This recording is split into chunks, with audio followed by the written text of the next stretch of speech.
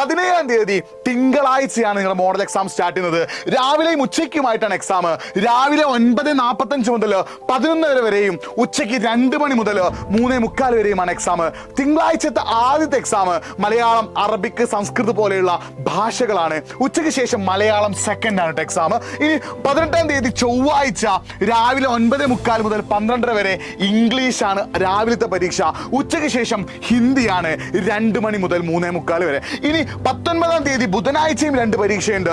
രാവിലെ 9:45 മുതൽ 11 വരെ ഏറ്റവും ടഫായിട്ടുള്ള ഫിസിക്സും, ഉച്ചയ്ക്ക് 2 മണി മുതൽ 3:45 വരെ വളരെ ടഫായിട്ടുള്ള കെമിസ്ട്രിയുമാണ്. എന്തിനാണ് ഇങ്ങനത്തെ ടൈം ടേബിൾ എന്ന് എനിക്കിപ്പോൾ ഒരു ഐഡിയ കേട്ടോ. ഇനി 20-ാം തീയതി വ്യാഴാഴ്ച രാവിലെ 9:45 മുതൽ 12 വരെ സോഷ്യൽ സയൻസും, ഉച്ചയ്ക്ക് 2 മണി മുതൽ 3:45 വരെ ബയോളജിയുമാണ്.